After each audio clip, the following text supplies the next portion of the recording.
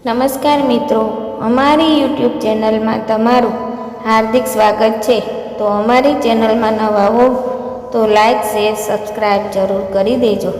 તો આજે આપણે તમને એક કહાની વિશે વાત કરીશું।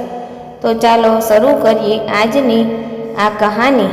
તો ધ્યાનથી સાંભળવા નમ્ર વિનંતી। હિન્દુ ધર્મમાં નવરાત્રિનું વિશેષ મહત્ત્વ છે।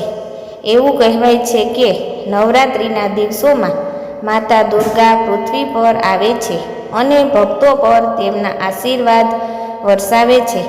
તો જાણી લો નવરાત્રિ દરમિયાન શું કરવાથી તમારી આર્થિક સમસ્યાઓ દૂર થશે।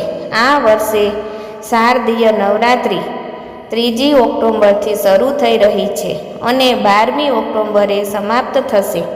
આ દુર્ગા વિસર્જનની સાથે જ વિજયાદશમી અથવા દશેરાનો તહેવાર પણ ઉજવવામાં આવશે। નવરાત્રિના 9 દિવસ સુધી દેવી દુર્ગાના 9 વિવિધ સ્વરૂપોની પૂજા કરવામાં આવે છે। આ સમય દરમિયાન ભક્તો માતાજીને પ્રસન્ન કરવા માટે વિવિધ ધાર્મિક વિધિઓ અને પૂજાઓ કરે છે। નવરાત્રિ દરમિયાન આ ઉપાય કરશો તો તમારા ધનમાં વધારો થશે તેમજ ઘરમાં સુખ સમૃદ્ધિ અને સમૃદ્ધિ રહેશે। તો જાણી લો નવરાત્રિ દરમિયાન કરવાના ઉપાયો વિશે। કલશ સ્થાપનાના દિવસે કરો આ કામ। નવરાત્રિમાં કલશની સ્થાપનાનું વિશેષ મહત્ત્વ છે જેને ઘટ સ્થાપન પણ કહેવામાં આવે છે। નવરાત્રિના પહેલા દિવસે કલશ સ્થાપના કરવામાં આવે છે। તેથી જો તમે તમારી શક્તિ અને સામર્થ્ય વધારવા માંગો છો તો નવરાત્રિના પ્રથમ દિવસે કલશ સ્થાપિત કરતી વખતે દેવી દુર્ગાના શસ્ત્રની સ્થાપના કરો અને તેની વિધિપૂર્વક પૂજા કરો।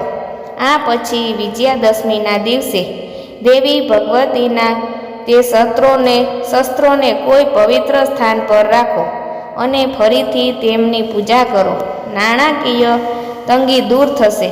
જો તમારા ઘરમાં ધન સંબંધિત સમસ્યાઓ રહેતી હોય તો નવરાત્રિના દિવસે કલશ સ્થાપિત કરતા પહેલાં નારિયેળ અને સોજીનો આ ઉપાય કરો।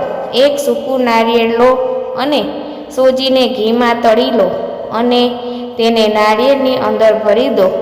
પછી કલશ સ્થાપિત કર્યા પછી આ નારિયેળને ઘરની આસપાસ સ્વચ્છ જગ્યાએ માટીમાં દાટી દો। એવું કહેવાય છે કે જો કીડીઓ આ સોજી ખાય તો તમારા આર્થિક સમસ્યાઓની સાથે અન્ય સમસ્યાઓ પણ દૂર થઈ જશે। ગૌરી પૂજા। નવરાત્રિમાં કન્યા પૂજનનું વિશેષ મહત્ત્વ છે।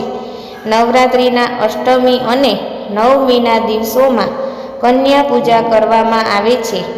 એક ધાર્મિક માન્યતા છે કે નવરાત્રિ દરમિયાન નાની છોકરીઓને ભોજન કરાવવાથી માતા રાણી પ્રસન્ન થાય છે અને તેમના આશીર્વાદ વરસાવે છે। કન્યા પૂજા કર્યા પછી જ નવરાત્રિની પૂજા સફળ માનવામાં આવે છે। નવરાત્રિ દરમિયાન જે ભક્તો કન્યા પૂજા કરે છે તેમના ઘરનો ભંડાર હંમેશા પૈસા અને અનાજથી ભરેલો રહે છે। આ ઉપરાંત તેના ઘરમાં સુખ શાંતિ રહે છે। આ ફૂલો માતાને અર્પણ કરો। દેવી માને લાલ ફૂલ ખૂબ જ પ્રિય છે। નવરાત્રિ દરમિયાન માતાજીને આ ફૂલ અર્પણ કરવાથી તમારી બધી મનોકામનાઓ જલ્દી પૂર્ણ થશે। આ સિવાય નવરાત્રિ દરમિયાન તમારા ઘરમાં લાલ જાસૂદના ફૂલનો છોડ લગાવો। આમ કરવાથી તમારા ઘરમાં માતા દુર્ગાની કૃપા હંમેશા બની રહેશે।